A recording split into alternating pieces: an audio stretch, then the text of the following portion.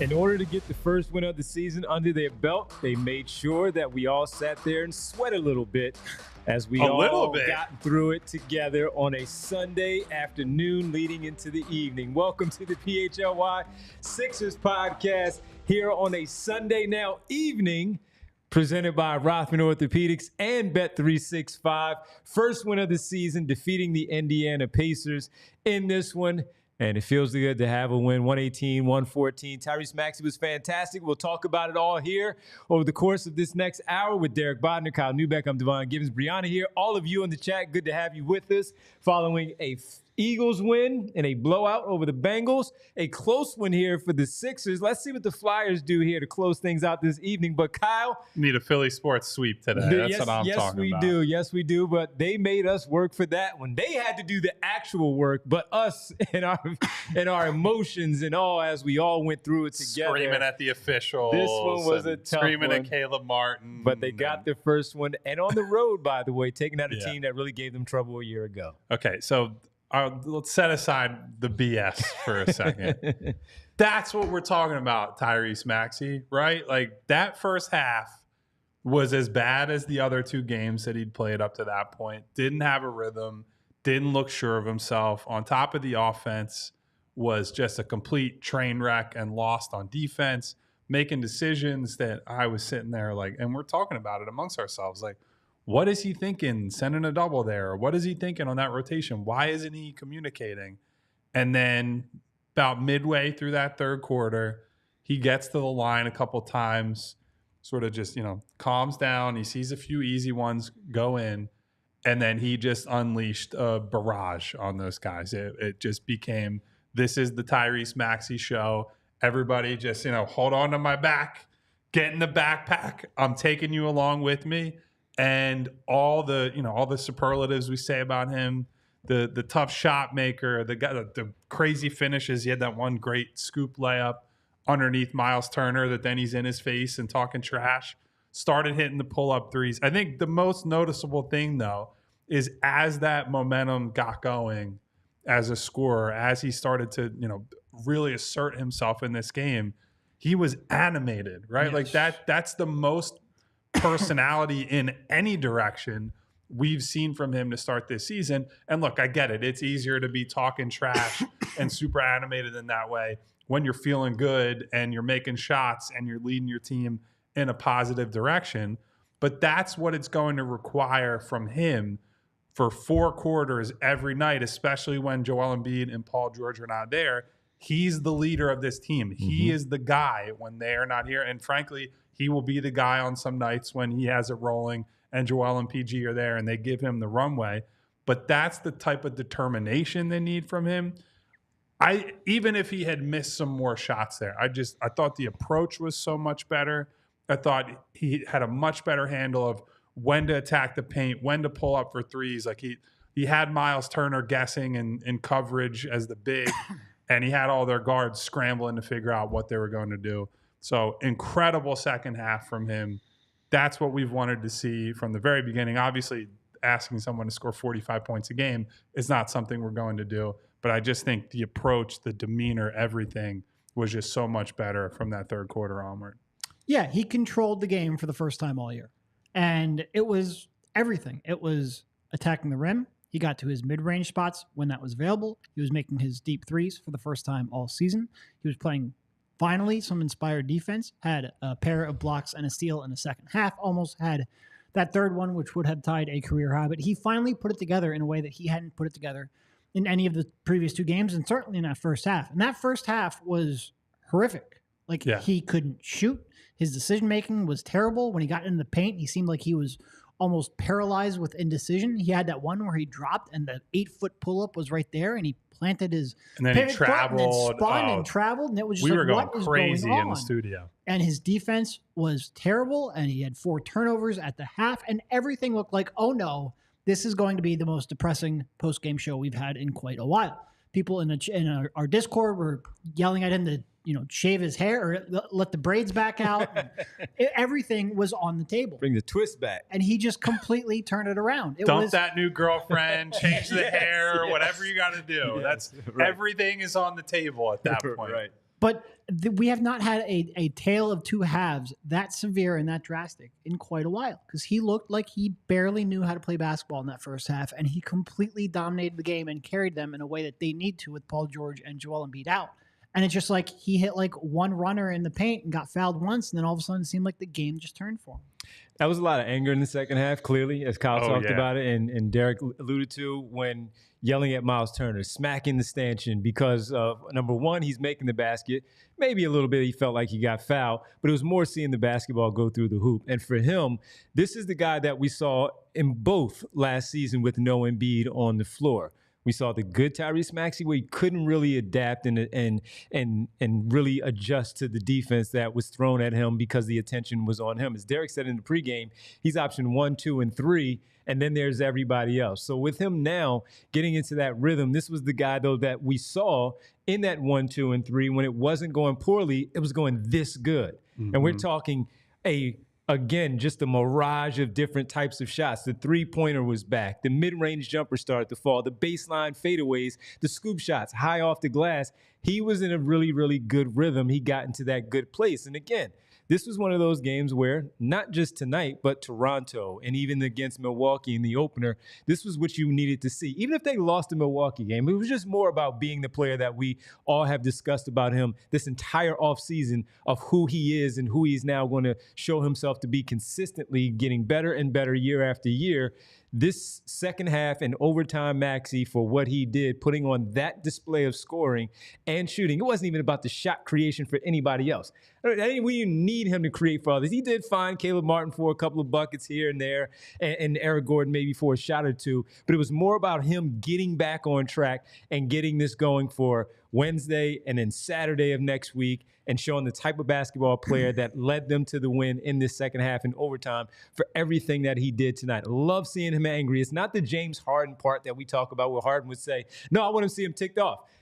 Well, this was probably what he meant, but he needed it to snap out of the funk that he was in from games 1 and 2 to find this one again. And now, not to fast forward to Wednesday, but they have a few days off. They're going to look at the film. He's going to see the things and replay them in his mind itself without even the film, because that's what you do. You just have that recall of what happened, what worked for you in game, after the game. You'll do all of that. And this is probably the kickstart of him, again, until George and Embiid get back on the floor, to be this type of player that we expected to see. This was really good to see. It was really good to see that emotion. And most importantly, it was good to see the shots to start to fall from all over the floor. Yeah, so a couple more things I want to get to. 15 free throws attempted in that game. And, it was padded a little bit at the end of overtime because they're getting in the ball there. But that, to me, is always a great determiner of, like, how is Tyrese playing? How aggressive is he going to the basket, right? And we discussed earlier in the game, there were probably some calls that were like, might be borderline, and maybe I wouldn't have called it. But he was putting the onus on the officials. Like, I'm going to put my shoulder into Nembhard or Neesmith or Halliburton or whoever it might be, and I'm going to force you to make calls. And so that is always a big thing. I'm a huge, huge believer in the value of free throws. Obviously, scoring points where you're not being guarded is important, but also just to have the mental resets in the middle of a game. They are great run stoppers. It's a big reason, I think, that Joel Embiid has been such a plus-minus king through the years, right? Because other teams will go on runs. He goes down the other end of the floor, and it's like, oh, got you on the rip-through, got you on this. And all that momentum, they're running up and down the floor, just comes to a crashing halt. And so that was a big deal. The other thing, and this circles back to something that Maxey said the other night after the Milwaukee game. He was asked by a reporter something to the effect of, how tough is it to win without Joel Embiid, or like, how are you guys going to manage without him? And Tyrese was upset and was basically like, we cannot worry about how many games Joel misses, because if our mentality is Joel's not in, we're not going to win, our season is going nowhere. Like, there are no excuses. I'm here. We have a lot of good role players. We have a lot of vets. We need to figure out ways to get it done. And I think, moving off of him and more to the whole group, I think you saw that, right? Like, I think we've seen fight from this team. I think you've seen, the compete level has been there. Yeah. I don't think there's been a whole lot of like, oh man, like side-eyeing people and saying like, there's been some bad decision-making. There's been some unfamiliarity in terms of the chemistry. But I think by and large, these guys have looked at this, first 3 games without Paul and Joel and said, well, that doesn't matter. We're going out there. We're going to try to win. We're going to lay it on the line defensively.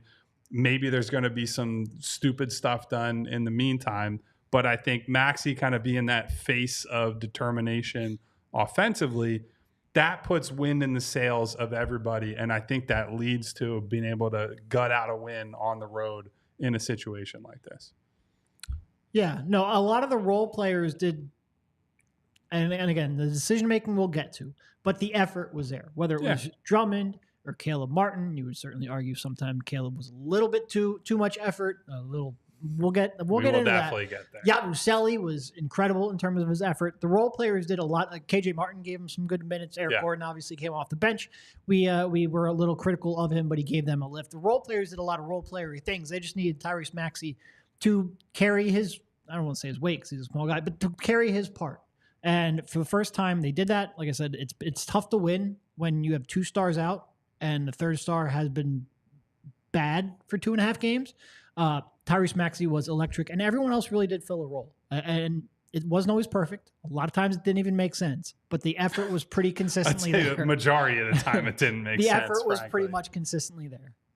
It really was. And just to kind of highlight the second half that we talk about, we were all looking at him in that third quarter. As we all laid out here in the first 12 minutes, we looked at him in the third quarter and we're like, okay, he's got this one going. We mixing him Andre Drummond put back dunk, and he had a quick 5 in the third quarter. Maxey had what did we come up with? It was about 9 in a row down the final stretch of that third quarter to really get it going for himself and really get into that rhythm. And as bad as the defense was, it was good enough where Indiana's bad enough where they allowed the Sixers to stay in the game without Tyrese Maxey's scoring to hold off into that second half. And you give credit to Martin and Gordon in the first half for what they did. Yabusele for the things that he did. Jared McCain. The little injection that Jared McCain gave you while it was little, it was huge because they needed every bit of those points in that first half. As we saw, it went into overtime. But it was really that last part of that third quarter, maybe 6 minutes on, for him to get into that rhythm, become Tyrese Maxey again, and do the things that he did here tonight and show that this was going to go by him. And look, the free throws down the stretch in overtime, not bad, right? It's bad. You cannot miss those. As the guy who was closing out this game, we didn't need it to be as close as it was there down the stretch because he misses one, Caleb Martin misses one, Kelly Oubre misses one as well. But those little things they need to clean up. This is not a great basketball team right now, as we saw with 2 losses before this afternoon's win. And he needed to do that. He brought them back. He put them on their shoulders down the stretch. But if he's going to score like that, you need those hustle plays. You need those extra efforts by Martin and Yabusele and Drummond. A good substitution at the end as we were looking at those final stretches where Kyle Lowry just did not play the entire second half virtually. And he only played 17 minutes in an overtime game, which I wasn't really paying that close attention to him. But then there was a point where you looked up. It's like, man, he went completely away from Lowry. And Caleb Martin is initiating a lot of the offense or shot creation, and that wasn't great. So good substitution by Nick Nurse late to bring in Kyle Lowry for an extra ball handler in the event that they, number one, the inbound pass, and then number 2, to make sure that they can get the ball cross half court to set something up. So a lot of good in this one, but a lot of bad that we still have to get to, which we will later on. But this was a really good coming out party, if you will, for the start of the season for Tyrese Maxey, getting 20-plus in the first 2. But they certainly did not feel like it like this one did. And as they pick up their first one of the season, it obviously stands out. But he needed this one. He needed this one in a bad way as they really struggled here. For him to turn it up in the second half, it was good to see. He needed that one. The hosts on the show needed that one. None of us wanted to sit here and be like, boy, Maxey's stinking it up again. Yeah. And he was giving us a reason to in that first half. We weren't. I'm not saying we weren't unfair, right? We were treating it as like, look, you're a star on a max contract. You have to deliver results to some degree. And he wasn't. I don't want to be the hub of negativity around here. I would like the under at 29.5 points. I think we have more fun when they win. people don't come in here miserable, like, oh my God, I can't believe they gave him a max and things like that, right? So this will settle some things down. It certainly will settle Tyrese down. And look, we still don't know for sure when Joel and Paul are coming back. Right. There are going to be some more games ahead where they need Maxey to be, you're the guy yet again. Now this is one that he can, this season with this group and whatever synergy they do or don't have, you look to that and say, this is what it can be. This is what I can do. So good first one. I do want to point out your pregame bets. You had Maxey under 29.5 points, missed on that one. You had Maxey under 3.5 threes, missed on that one. You had Andre Drummond double-double, missed on that one. And you had TJ over 4.5 assists, and you missed on that one. Bodner is coming for Gambling Givens over here. So we have to overtime games always skew all They the did. We were rolling for a while in a negative way, right? In a negative way, we were rolling for a while, and Andre Drummond just needed one more point. He did. Andre should have gotten you that. Yeah, but look, I will say all of them outside of the Maxey points were close. You were close on all of them, but almost like the people who set the lines at Bet365 know quite a bit. They're pretty smart. If not for that explosion in the third quarter, we might have hit that under 29.5 and maybe even that 3-point number. But as we pointed out, when we laid those out in the pregame, we didn't want those to hit. It was based on how he was playing, how he was shooting. By the way, he did shoot rough from 3-point, 5 for 17, but that's okay. Shooters shoot. And he found a way to get a few to drop when they needed them. They even got an 8-point lead at one point because of that stretch that he had in the third quarter. We'll worry about efficiency when the big fella and Paul George are back. I'll adjust these Bet365 lines once we see more positive things like we did. So maybe for Detroit's game on Wednesday, maybe the lines will be a little bit different as we lay them out on Wednesday before the Pistons and the Sixers game. But we still do have a ton to get to. What's that? I was just going to say, they're sub 30% from three on the season, right? They shot 26% tonight. I think they were below 30 coming in. They're shooting terribly. There's no way they are. No way. I will say this. None. Something that I think is a good omen in some ways. They got up 10 more threes than the Pacers did. We often talked last year about they just didn't shoot enough threes. 43% of their shots were threes. Unfortunately. So I'm happy with the volume. I'm not happy with the fact that they couldn't hit the broadside of a barn for most of that game. I'm also not happy about how it seemed like they had open drives to the lane a lot, the Indiana Pacers, to get some of those buckets inside versus We'll save later. the bad stuff for Festivus. How about that? Right. All right. When we come back, we'll get into some other good things in this one. They got to win. So we talk about some good things in this one. We'll get to the things that we still have questions about. There's still plenty of that as well right here on the PHLY Sixers podcast on this Sunday. Well, look, Sixers almost fell to 0-3, but they did not. They picked up a win, which means all of you in the chat, you're back in, baby. And if you want tickets to go to a game, you're going to want to talk to Game Time. Game Time has a new feature we want to tell you about called Game Time Picks, which makes getting tickets for your favorite live events even easier.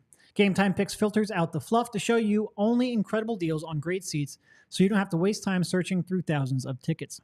Here are some of the other great features that make Game Time easy to use. They have all-in pricing, so when you toggle this feature, it shows you the total up front with no surprise fees at checkout. You get a panoramic view from your seat in the app before you buy, so there are no surprises when you get to the stadium. They have their lowest price guarantee on Game Time, so if you find tickets in the same section in a row for less, Game Time will credit you 110% of the difference. You hear them speeding to try to get some tickets. With Game Time ticket coverage, your purchase is covered with the most flexible customer service policy in the ticketing industry. And again, Game Time Picks, which shows you only the best deals, so it makes it easier to save more on sports, concerts, comedy, and theater. Take the guesswork out of buying tickets with Game Time. Download the Game Time app, create an account, and use code PHLY for $20 off your first purchase. Terms apply. Terms a guy. Again, create an account and redeem code PHLY for $20 off. Download Game Time today. What time is it, Devon? Game time. Darn right. Who? Better than mistakenly saying terms a woman, I guess. Guys, I'm here to tell you about a new partner of ours that some of you heard about on Friday night. That's the good people at Skims. Here's my general stance, everyone, on underwear. I don't want to have to think about it, right? You don't want to think about having to go out of your way to buy it. You don't want to think about it while you're wearing it. You just don't want to think about it, period. And so when we talked to our new friends at Skims, I thought it was a great partner to have because I've heard such great things about their women's line. And then I heard, hey, they're expanding into menswear. I want to get into this on the ground floor. They're expanding into, they have partnerships with the NBA and the WNBA now. So they can't all be wrong, right? So we were sent some Skims products by the team over there. Got to try out the Stretch 5-inch boxer brief and the Stretch 3-inch boxer brief for when you want to show a little bit more leg to the loved ones in your life, right? And I think the best thing that I can say about what Skims has sent me, I'm sure these guys can probably speak for themselves, is that it's just unnoticeable. We're running around. I have an active lifestyle, both with work and outside of work, where we're running around. We're at the arena. We're yelling in here about the Eagles and the Sixers. We're here much longer than we expected. And I've never spent a second thought on that comfortable underwear. And that's thanks to our good friends at Skims. You don't have the tags hanging everywhere, making you itch your leg. You don't have all the downfalls of some other major brand underwear. So I want you guys to try out Skims today. Shop Skims Men's at skims.com. Let them know we sent you. And after you place your order, select podcast in the survey and select our show, PHLY Sixers, in the drop-down menu that follows. Yes, they have, Martian. They have infiltrated the PHLY Sixers show for the underwear. Indeed. Very comfortable. So go get yourself some Skims. One of these days, maybe I'll pull up to the set and pull it so you can see that I'm wearing them. Can you please give me a warning when you do that so I can get out of here? And Winona too. Right. Winona's been asking to see them. First of all. Oh yeah. All right. Yeah. My bad. Winona wants to see. All right. So shout out to the Kardashians and the Skims team. Yes. Our close personal friend, Kim Kardashian. Yes, she is a close personal friend. Courtney and Kim and forgot the other one. Great way to kick off a partnership. Thank you, Skims. And Chloe. It was a joke. It was a joke. Oh, man. But no. Oh, man, that makes me think. Everything goes back to TV for us, though, in movies. Because I was thinking about Martin with Tommy would always yell, got the draws. Go buy some draws from Skims. They also have sweatshirts, sweatpants. Loungewear. All kinds. Yeah. Loungewear is definitely the best. It really is. We do wear loungewear every day on the show. We're like the kings of loungewear. So what a great partnership. Unlike the underwear, I would have no problems if you demoed that. Absolutely. All right, let's get to some other good things in this one. I mean, look, Derek, we always talk about volume and Tyrese Maxey shoot. He shot 17 threes, man. You talk about the volume of threes the team shot overall, but Tyrese Maxey got up 17 threes, never really stopped. While we questioned a few early on, we were like, dude, why didn't you just take that one? Yeah. That was a mental thing. He didn't believe in his shot at that moment, but whatever someone else said to him in the locker room or someone said in the third quarter on the floor or coming from the sideline, he got it going, getting off those 17. You like a better percentage, but he did shoot 17. No, I mean, this was super encouraging because, like I said, the first half, he seemed like he was really imprisoned in his own head. Like he was in jail that he put himself in. It wasn't even what the Pacers were doing. Yep. He was just second guessing everything. And for him to come out, I think he had 7 threes in the first half, was 1 for 7. For him to come out and shoot 4 for 10 from 3 in the second half and just be on attack all the time. And it really was, once he got to the line, once he got one of those runners to drop, it's just the world changed for him. And it was really, really impressive. And Tyrese Maxey looking like Tyrese Maxey again. Look, obviously you wanted them to get the win. But even if they had somehow, like, Caleb does his Caleb thing and things go sideways, even if that happened, we would still be sitting here going like, man, I know that loss really sucked, but at least Tyrese Maxey looks like Tyrese Maxey because that gives you a chance. And you just need to claw out a win or two here while you hope for your other 2 stars to get. This was a winnable game. Obviously, the game against the Raptors was a very winnable game too, but you need to find a way to pull out 1 or 2 of these. And Maxey going on a heater in the second half was great. Yeah, I think I agree with your point, but if they didn't win that game, it still would have been like, okay, come on. Monday's show would have been like, well, at least Tyrese Maxey got it. No, I think it was important for him to get some positive momentum, but if you have positive momentum and you're 0-3, that's still a problem as you're trying to jostle for positioning over the long term. So I want to get into a little bit, some of the other guys who helped make this happen, right? Where yes, it was mostly Maxey and it was mostly just he put the team on his back.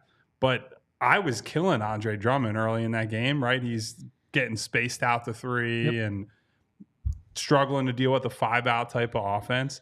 And in the guts of that game, came up with multiple huge defensive steals. plays that set up, Caleb Martin for his run out, that set up Tyrese Maxey to go the other way with it, and showed a level of play-to-play engagement that, frankly, is not always there for him, has not been there throughout his career. And I think like he certainly perked up at some point in that game. I think you can tie that back into Maxey, right? Because if you're one of the things that is beautiful and also awful about basketball is that every guy has to play both ends of the floor. And if your team and your star especially can't hit shots, at a certain point, you just give out, right? Like you see it all the time, even high level teams, even like elite defensive teams. If you can't score enough, you go down the other end of the floor and it's like, well, why am I bothering, right? You can see the mentality sink in. All of us have played basketball at various levels, right? Where you just can't make shots and then you go down, you mail it in and you're like, whatever, we're going to lose. There's a feeling that at some point after enough cold stretches, enough missed shots, you kind of just throw in the towel. And so I think in seeing someone like Andre perk up in the second half as a rebounder and a defender, seeing Caleb make some big plays, seeing Yabusele hit the deck, get these big rebounds, those don't happen if Maxey does not give you the floor to build from and give you the confidence that like my effort is not being wasted. My effort is moving us toward a potential victory. So it just on like a psychic level, it meant so much to these guys. And I thought you could see that for basically the entire second half. That play that he made down the stretch of regulation, the strip on Tyrese Halliburton on the sideline, Sixers get another steal. It was 3 in a row, and that was the final one to go back the other way to get a basket. Great hands by Drummond because we saw some questionable fouls that he had throughout the part of regulation where you were wondering, if that would have happened as we talk about a loss, we would have been, if they would have called a foul, we would have been ticked off saying, why are you reaching there? Mm-hmm. But he timed it perfectly, got his hands in there, clean strip, and gave his team a chance to go down the other way and score. And that's exactly what he did. We already knew about the rebounding. Forget about the fact that we were worried about him getting a double-double for our Bet365 pre-game bets. It's because we know how he rebounds the ball, how he gives them that extra opportunity on the offensive glass to secure those defensive rebounds, to not give Indiana those second chance opportunities. He did everything that he was supposed to do. And he had, of course, trouble sometimes, as we talked about pregame. Going to have to go out there and extend his defense out to the perimeter to defend maybe Miles Turner, get caught on the switch where he's going to have to move his feet. Some of those he won, some of those he didn't. That's okay because the effort was there overall for Andre Drummond. So a good game. And this is what you ask for because Scott talked about it wasn't just him that was telling Andre Drummond off. We were all telling Andre Drummond off for some of the things that he was doing in that first half. But when you go back and you just think about it again, that was a total team thing. You can exclude maybe Gordon, Yabusele, and a couple of minutes there from McCain, Kyle Lowry, where we were, all right, you guys are hands off, but everybody else, we're on you because you are part of the reason why you're either trailing or this game is not separating in your favor to give you a lead here.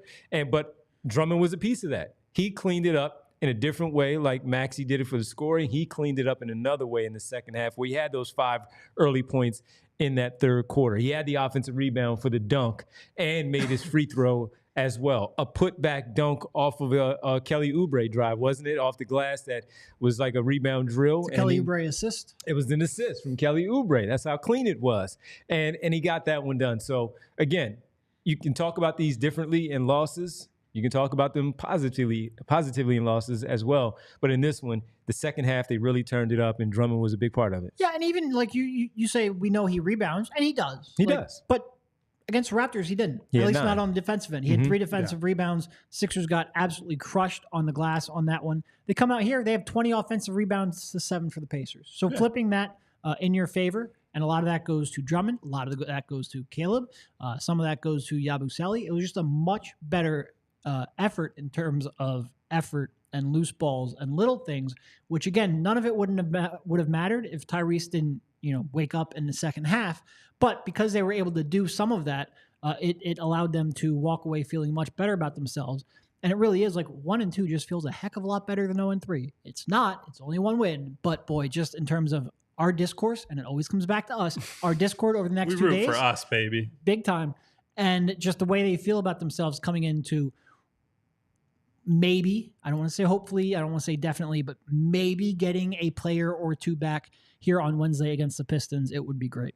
And I think, on top of Drummond just being on his own a good rebounder, I think because one, teams know that on the scouting report, but two, he's just huge. Somebody like Caleb Martin is able to be an impactful offensive rebounder, right? Because a lot of these possessions where Drummond is fighting with Miles Turner has given up a ton of weight to him. But then you go further down the rotation, right? If, Isaiah Jackson is matched up with Andre Drummond, he's in big trouble. So you have to send a second guy, whether that's one of their guards, one of their wings, whoever it might be. And then that frees up Caleb Martin. That frees up Kelly Oubre. That frees up Jared McCain, who we'll get to at some point. So Drummond's impact as a rebounder is not always just, here's the bottom line number of rebounds that he got.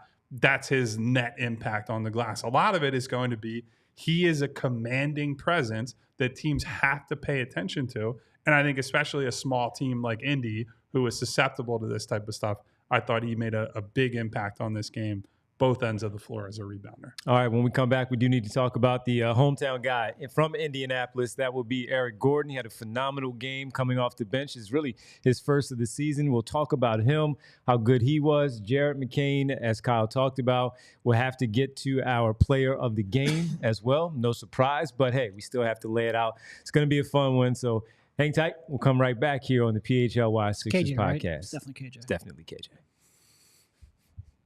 All right, got to tell you about, I was watching the baseball game last night, and I saw Shohei Ohtani kind of bang up his arm a little bit. And that baseball's canceled if he's hurt. So that's the shoulder is bad. And you know what? If I had Shohei Ohtani's number, if I had a way to get in contact with him, I would send him to my good friends here in the area, Rothman Orthopedics, our sponsor here on today's show. Everyone has a specialty they love, and I would send Shohei Ohtani. He loves baseball. Got to get that shoulder fixed in order to get these final 2 wins to win the championship. And for some, it's running or gardening, not just playing basketball, baseball, football, or hockey.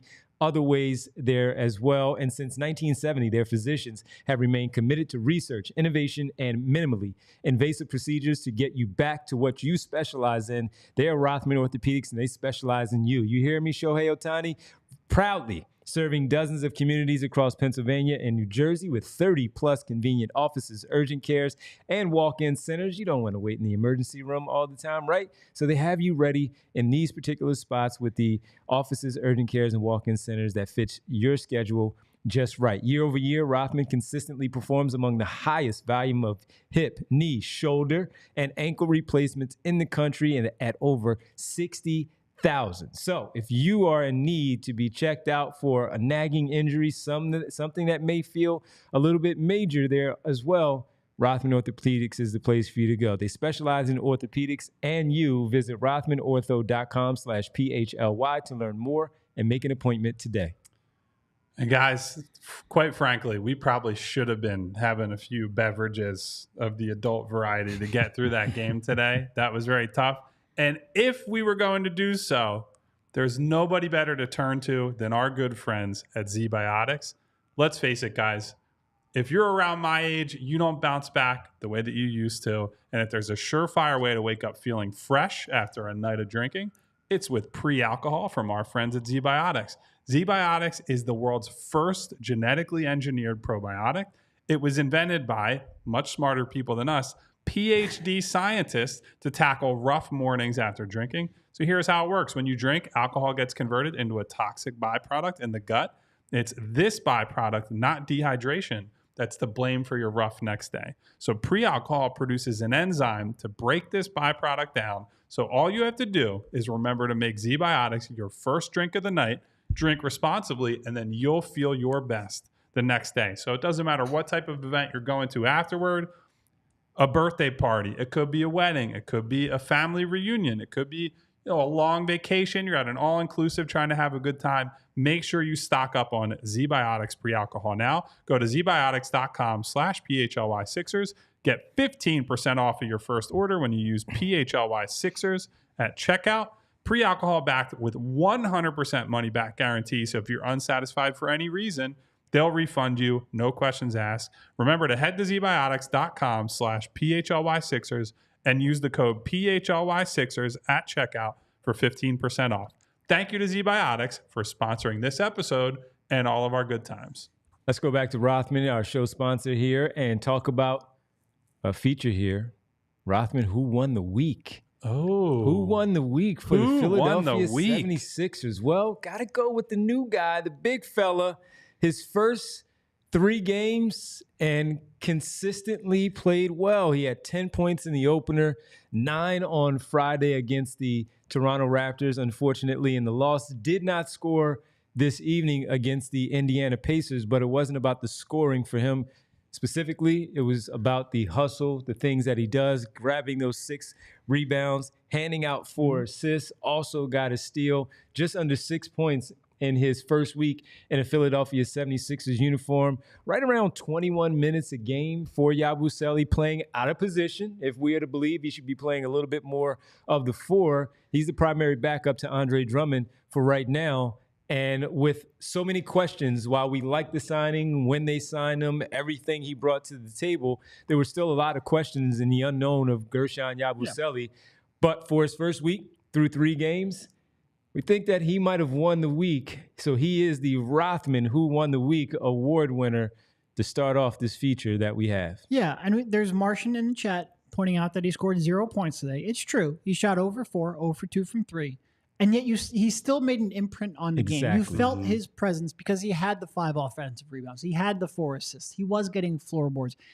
I feel like every time there is a hustle guy that comes to Philly, they end up not really hustling all that much. Like PJ didn't give us the floorboards that we were expecting when they signed him. Old was kind of his big problem. Part of the problem. That's fair. But these kinds of players seem like they almost never work out. And he has come in here and he has given them that jolt of energy. He gives them that versatility defensively. He gives them a little bit of toughness and just give a darn. I'm being good, Roku. He gives a little bit of a give a darn that the team doesn't always have. And yeah, he has his limitations. But I think clearly you have to find ways and find lineups where you can get him on the floor because he gives you something that you just don't have a lot of. Yeah, I said it in the recap I wrote for allphly.com. I think 3 of his 5 offensive rebounds were like he came from off screen to get offensive rebounds. They were not, because sometimes they're just like, hey, ball floats to a guy and you can have good positioning and get lucky. And like if you have consistently good positioning and get those type of offensive rebounds, that's great. But to see a guy who we all always remark, like he's big, right? And the question is like, how does a guy that big move fast enough to consistently make plays? Well, he did that tonight. He played with a purpose when the ball was in the air. Here's the other, arguably more important thing, because I think he's going to rebound. I think that's kind of a given. Yeah. 4 assists tonight. And a lot of those, or at least a couple of those, are on really good, like, just like slight head fakes or ball fakes, and then he's hitting a cutter where the work to be done after the pass is minimal. Hit Eric Gordon, I believe, for one early in the game. Had the one to KJ Martin where he got the dunk in the first half. And I think has pretty consistently been not a creative passer is the wrong word, but at least like he's not just making the simple pass, right? He's trying to make incisive passes through traffic, using the bounce pass to his advantage. Yep. Again, I keep thinking this and saying this on the show, but I think you can clearly tell he's a guy who spent a long time playing in Europe and the sort of motion offense and what comes with that over there. And I think he has proven that he'll be a versatile guy for this team as long as he eventually shoots. And I hate that we are still kind of stuck on that, but he hasn't shot that well to start the year. So he needs to start seeing some more shots go down. But until then, at least there is a foundation of he's going to hit the boards, he's going to play hard, and he's able to play make for others, which is a nice thing to get out of a guy who's a 6'8" forward and temporary center for these guys. Guerschon Yabusele, our first Rothman Orthopedics Who Won the Week award winner in his first 3 games. Congratulations to the inaugural winner. Yes. There will never be another first ever Rothman Who Won the Week award winner. Nope. Congrats to Yabu. And again, to people like Martian pushing back against that, two things. First of all, winning the week can just be establishing yourself as an NBA player. It doesn't mean you were the best player. Also, the pickings were kind of slim on this one. So, Yeah. And he wasn't also brought here for his offense. You want him to knock down the open shot from three. Of course, that'll help things out. But the other part, the intangibles, is what he was brought here for. And despite the scoring not being there, it didn't stop him from doing the other things that the guys just talked about. We got to talk about Eric Gordon. Pregame, we were all three of us collectively talking about him. I was ready to throw him into the trash compactor. Yeah. I was tired of him. Well, he heard you. He went back home and he played well. Again, 15 points. He was 5 for 10, 2 for 7 from 3. And he played 31 minutes and 51 seconds. And where they were struggling, to score the basketball, he came in off the bench in that first quarter and knocked down 2 of his 4 shots, 1 3 for 7 points in 5 minutes and 43 seconds of run. Got to the free throw line, knocked down both of those. Nice bounce back game for him after all of us questioning if he still had anything in him. Yeah, look, he probably ended up playing too much tonight. And in the second half, limited impact on the game, became more of a cardio game for him. But if you would have told any of us before the game, hey, you're going to get a fairly efficient 15 out of Eric Gordon, you take that and you sign on the dotted line and say, good, that's great. And so to see him have success attacking guys off the dribble, like I think we specifically talked before the game about, boy, he has looked awful attacking guys off the dribble, and use some of the, old man YMCA tricks to go by guys and score some points. Also had an important basket in overtime. I believe it was just like a layup where it was an old man type up of and play. Under, pivot. Scoop. Yes. Right. Which is, you can tell that he's being confronted with the limitations of his own body and mind at this point of his career. Know your own personnel. No problem with that. So got a couple of threes to go down, didn't shoot all that well from 3, was able to offset that by getting to the basket. And, some of it we can chalk up to the Pacers are not a very good defensive team and did not protect the rim well at all. Yeah. But good on him for taking advantage and gave them a bit of a lift tonight off the bench. Yeah, and I think Eric's at the point of his career where you're not expecting any consistency. No. I'd love it if he proves that to be wrong, and maybe Joel coming back will certainly help him and give him better looks. But when you can just have a game like this every now and then, and this was a key spot, they were really bad for the most part in the first half. And the jolt that he gave them helped keep them within, arm's reach for Tyrese to sort of wake up and carry them over the finish line. But yeah, it was, Kyle straight up wanted him benched. He was that bad in the previous game against the Raptors. For him to come out and give them a lift. And like I said, I think the Pacers and their indifference towards defending the paint has something to do with that. But he was definitely much better. It might unlock him a little bit. You have a couple of days off, so 2 days of practice. If they get out there on the floor tomorrow, practice on Tuesday, game on Wednesday. Detroit is what Detroit is, and maybe their defense isn't all that great either. So maybe... Hey, you be careful talking about lockdown defender. My bad. Tobias Harris. Bad. My fault. Coming Tobias. up on the schedule. He's averaging 11 points per game so far. The funniest one was they had a game recently where he had 13 at halftime and everyone was very excited, and then he finished with 13 at the end of the game, and it was well, that sounds familiar to me. I think he had 9 in the first half of game 1, finished with 13. Yeah, something like that. I think the thing with Eric Gordon, though, if you want to diminish it because of the quality of defense, fine. If somebody opens the door, you still have to walk through it. And we have seen, even with Maxey, the first couple of games, there were plenty of opportunities for him where got a good look, didn't make it. You still have to make the shots and make the plays. So regardless of what we think about Eric Gordon and regardless of what we think about the Pacers defense, he had a good game and he was instrumental in keeping this game close, right? Because it was a 6 to 8 point game at halftime. Yes. Could have very easily been 10 to 15. And if you're down 15 at halftime, who's to say how the game flow changes? And maybe you're just completely out of it by the time the fourth quarter starts. So good on him for helping to keep it close. Yep. All right. We have our player of the game on the other side, some other positives in this one as we look ahead to the week. We'll give you our schedule, all of that right here on the PHLY Sixers podcast. First up, we have to tell you once again about Rite Aid. There are games you're going to want to go to. You don't want to miss that. You don't want to miss your family for Thanksgiving. you need to go out there and get a flu shot at Rite Aid. While at the pharmacy, also get the COVID-19 vaccine as well and stay up to date on all the others. You can even ask your pharmacist for a vaccine review and get recommendations. The CDC recommends getting a flu shot every year, as a person's immune protection from vaccination declines over time. Help protect yourself against the flu by getting your annual flu shot at Rite Aid today. Flu viruses are constantly changing, according to the CDC. So get your annual flu shot formulated to help protect you against this year's expected flu strains. And as a reminder, flu vaccines do not protect against COVID-19, and the COVID-19 vaccines do not prevent the flu. Getting vaccinated for both helps provide the best protection. And while at the pharmacy, make sure to stock up on cough, cold, flu, and allergy essentials. Rite Aid has what you need to get you through the season. Just walk into your local Rite Aid or schedule at riteaid.com. State, age, and health restrictions apply. Ask your Rite Aid pharmacist for details. And as we get ready for the holidays, they're creeping up on us. It's almost November, Thanksgiving right there in front of you. The holidays in December right there afterwards.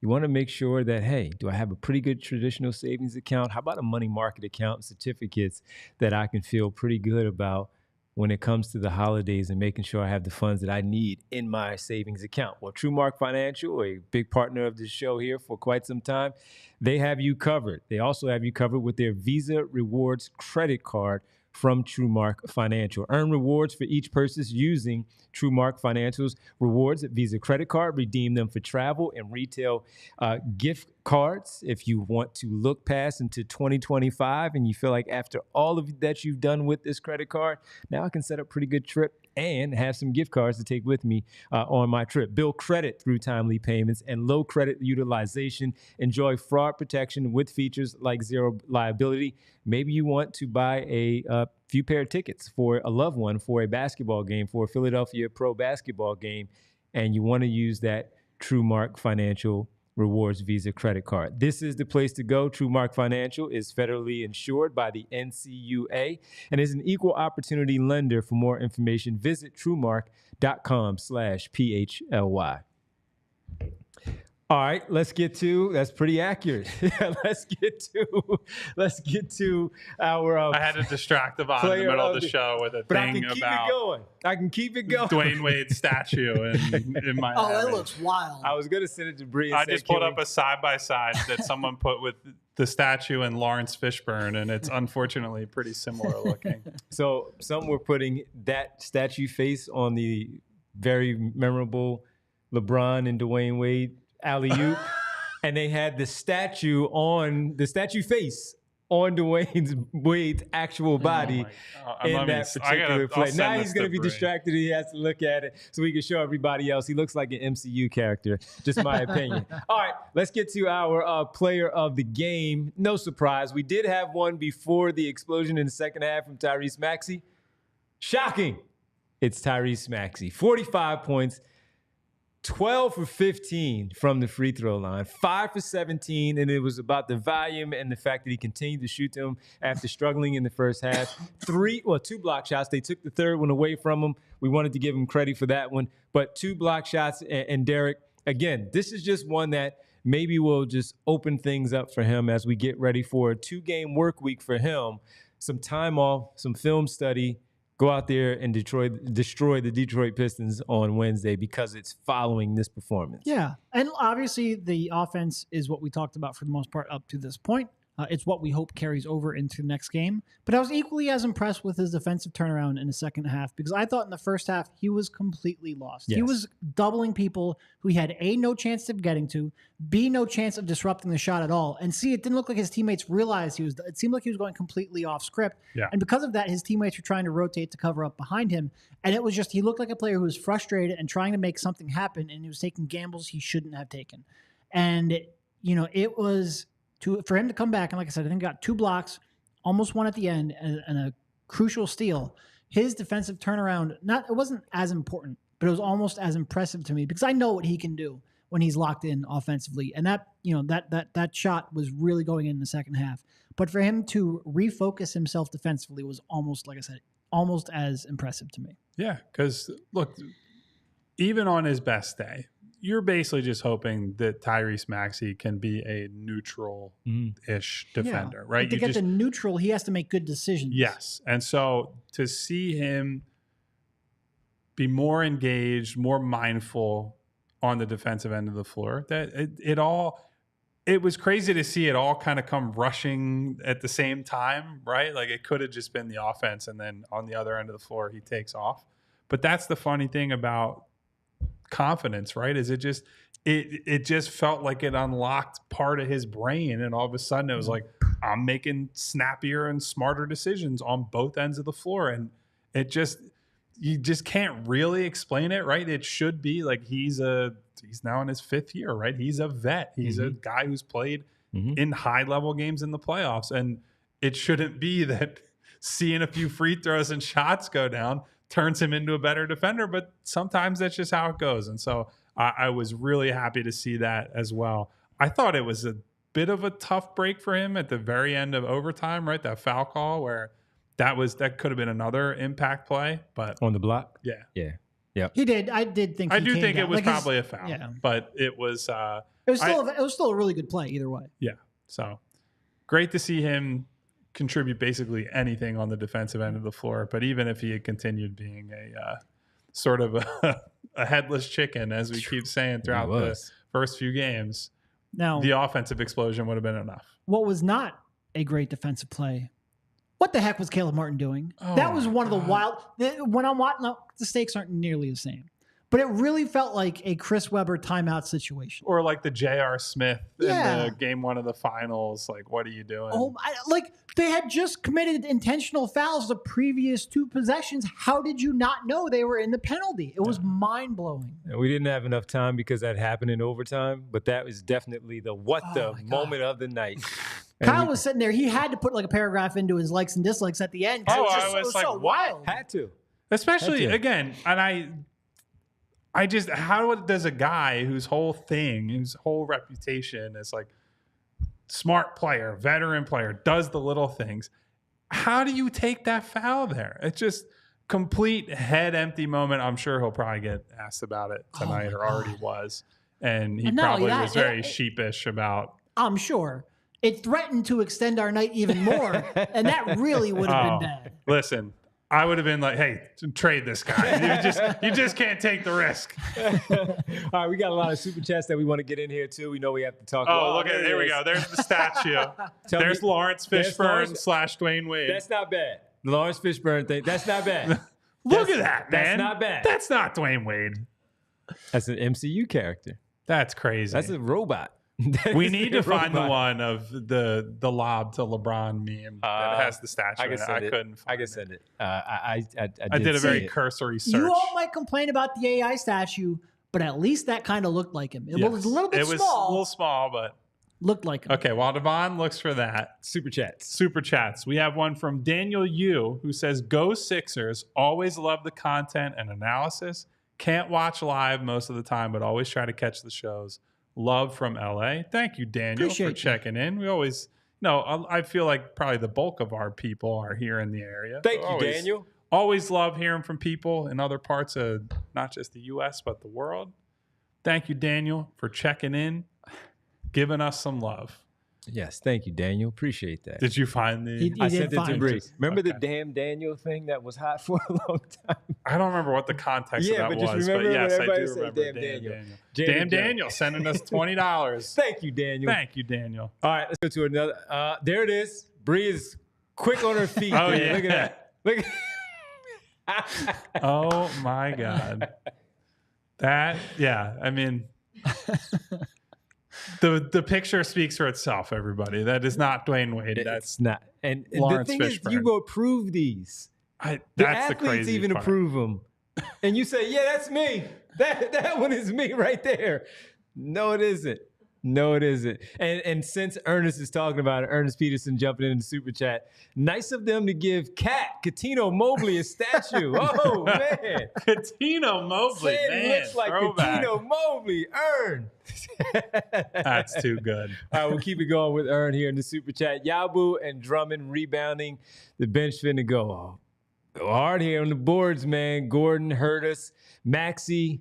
Hallie saved Caleb Martin from a nurse locker room nuke. McCain rebounding instincts. A lot there in that super chat. Ern, appreciate it. We didn't get to Jared McCain. I was going to say, that's something we should have touched on already that I'm glad Ern brought up. Didn't think he played well at all in the second half, but that first half run that Jared McCain got, I think you could see why, if you're trying to project him out, why you might say maybe the size will not be as big of a concern as you think, because to get in there and mix it up with bigger guys, to just have the instinct of like, and the timing. One of the rebounds he came down with, it was just like popped up and then immediately up for a layup, like came out of nowhere. And so his timing and his instincts there are really good. I think physically he's as strong as you could expect a 19, 20-year-old of that size to be. And love what I've seen from him there so far.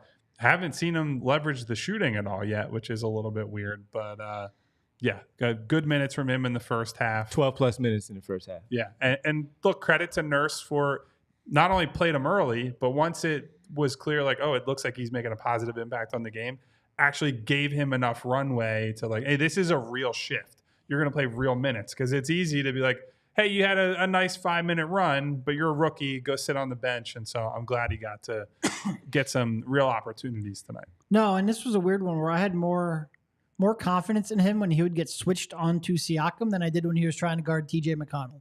And you give part of that's a concern because the foot speed was, I like I said, I thought he struggled on the perimeter, but he also has the strength and the competitiveness when he gets switched like that. Obviously, Siakam can just turn around and shoot over him, but he's not going to give up a lot of ground, and he leverages his strength pretty well in the post for a smaller player. And those rebounds are probably where that strength and that toughness and that give a darn will manifest itself. I'm really trying here. Will manifest itself most consistently. You can say, damn, I don't think that one's I'm just hard. not going to. That's fine. Don't need to push it. Anyway, I think rebounding is where it's going to manifest itself most consistently. And you saw that. It was for a guy not making any shots and who is struggling on the perimeter. I thought he played a pretty good game. And for us wondering, what is Nick Nurse doing? The lineup was, when he checked in, Maxey, McCain, Gordon, KJ Martin, and Yabusele. What? Yeah. But it worked. And hence the negative 16 on the night. Like that was just right. Yeah. I mean, he had to carry over from the first quarter, the nice minutes in the second quarter to start, where he had the offensive rebound putback that Kyle talked about. Great timing there. And then the driving layup, because TJ McConnell closed out really aggressively. He put the ball on the floor and got a scoop layup as a result. So good minutes from him. Didn't want to leave him out of the conversation. We were not. But thanks for bringing it up, Ern, in the layout overall in your super chat. Really appreciate it. Bill, checking in. Any guesses when we'll get an update on when Embiid and Paul George will be back? Who do we think will be back first? I mean, I guess we will get an update probably Tuesday. Yeah, tomorrow or Tuesday. More than likely Tuesday, because the game's Wednesday and they like to space it out as close as they can to the game. Now, if I had to guess what that update will be, that's a little less precise. If you guys can't tell from how the first few weeks or first week of the season has gone, it's a bit murky. Yeah. Injury updates, losses, dominating the first week of the season for the Philadelphia 76ers. Hey, at least they're not, under investigation like the Clippers are. How about that? Or 0-3. Well, I don't know if the Clippers are 0-3, but at least they're not 0-3. At least. Clippers are 1-1, I think, right? They lost to Phoenix. Tonight. They probably should have beaten Phoenix. Yeah, and they played tonight. And then won. They beat the Nuggets, who I'm just observing the Nuggets right now. I have no comments, but just observing. Not everything requires a reaction. Jay the Jungle super chat. Hopefully the first duo of many. First dub of many. We're blind. We're old men. I am old and blind. Not you. Appreciate y'all. Looking forward to a long season of post games and shenanigans. Much love. Appreciate it, Jay the Jungle. XO. Jay's trying to give us hugs and kisses after the show. So I said much love. Much love, Jay. Yeah. First dub of the season, many there. And I'll remind people, in the 22-23 season, they started off 0-3, and they lost the first 4 of 5. They lost to the San Antonio Spurs in that third game, and I remember people losing their stuff in their first few. So losing their stuff.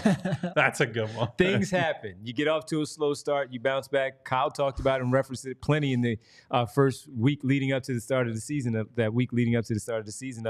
at what Dallas did. And not saying that they're going to get in a deeper hole like that, But they did start off 0-3 in the 22-23 campaign, came back, saw themselves a game at home in a Game 6 away from advancing to the Eastern Conference Finals. So it's tough. It's frustrating in the moment. We know how things can happen once they get themselves together. Let's see if this one helps get themselves together, and some help from two others that we're waiting to see to start off the season. They'll be in LA in a couple of weeks for the road trip to start off for 2 LA games. And what is the other one? Phoenix? I think it's Phoenix. Yeah. That 3-game road trip out west. But for our schedule this week, 2 games. Here's our schedule for the week, folks. Monday and Tuesday, 3 p.m. shows. Tomorrow, you'll have us at 3 p.m. here on the PHLY Sixers podcast. Wednesday, it's a game day. So a pregame from myself and Rich. Postgame as well. We'll get our check-ins from the guys from the arena on Wednesday. For the Tobias Harris return, they'll tell us how long will he get a tribute video is, how long it is, how good it is. Does he get an ovation? We'll get all that on Wednesday. Thursday, we react to maybe their second win this season at 3 p.m. We're off on Friday. We're back on Saturday. At home again, the Memphis Grizzlies. Ja Morant back in town. We haven't seen him in a while. If everyone's healthy, that'll be a fun one. That would be. They're always one of my favorite visits of the year. The healthy Grizzlies in recent years. They had some real good ones. Was unfortunately a loss. It was only Tyrese Maxey out there, and he matched Ja Morant point for point in an overtime win. That was a fun one a couple of seasons ago. Some really good stuff that we saw tonight. Finally getting the win. Good win for the Philadelphia 76ers, picking up this W. We'll be back tomorrow at 3 p.m. As we start off a new week number 2 for the 76ers, and we'll see what they do for themselves this week. We thank our sponsors once again, Rothman Orthopedics and Bet365 here in our post-game coverage. We thank Bree, Derek, Kyle, myself. But before we go, we do have to give our world famous. It's always good after a win. Roll call. There we go. A lot of friends, old and new, with us today. Want to say thank you to good friend Jay the Jungle. What up, Jay? But also to Tom Jackson. Love, Jay. Tom Jackson. I thought he had a football game to react to. To Martian Lynch. What up, Martian? To Money Mar. To Slade. To Darkness. Turn the lights down. In lights the building. Too bright for everybody Bootzilla. tonight. Boots. To Noob. Noob. Not sure if a family member of mine, but it's a noob all the same. Oh, I love it. Keith B in the building. We got Phi Chi in the building. Doug Craig hanging out with us today. Doug. Mom's grandchildren. That is my mom, as you guys know. There you go. Yeah. Say a rider. Hey, Mom. Or maybe it's say a rider. You'll have to clarify that for me. It's a capitalized A. What up, so it Ryder? could be A like an initial or A as in That's just, true. We'll have to let them What up, clarify. Ryder? What up to Ernest Peterson? Thanks for the super chats, Ern. Thank you very much for that. Thank you to William. Thank you to our other super chatters. First, we had Daniel Yu checking in from L.A. Also, Ernest Peterson, our friend Bill, and Jay the Jungle. Yes. Thank you, gang, for checking in with some super chats. Thank you to Valhost. Thank you to my girl, Winona. Winona, hey. Winona DM'd me this morning, said that she was at church, prayed for a Sixers win. The Lord delivered. It works. It works. Prayer works. The power of prayer. Keep praying. It's a big week. Remo K in the building. Kyle Wright in the building. Who else do we have here? BC. What up, BC? What up, BC? Misremembered 72. Did you really misremember? John Peace in the building today. That's always I think it's the other piece. John. I'm just saying the other John. I don't want to go there. Maybe we'll just end it there. Rich P in the building Rich? with us today. Dom Adams hanging out with us. Brian Knight in here with us. B Knight. I can't scroll up any further. We got BK Eric Knights. Shore with us as well. Thanks everybody for being here. If I didn't get to you, it's not because I don't like you. It's because there are a lot of you in here. Or and I it might can't be name because you he all. doesn't like you. But Nah, no. that's not true. Hit the subscribe button on the way out. Hit the bell icon for notifications each and every time we go live. And hit that thumbs up to help us out with the algorithm, but also to say thank you to super producer Bree, who also had to endure an overtime basketball game on a Sunday. Yes. And produce the show on top of that. We will see you tomorrow. Got a good Eagles win. Flyers tied 1-1 right now. Let's get a Philly sweep today. Sweep. Come on, boys. See you tomorrow. We all silly like the mayor.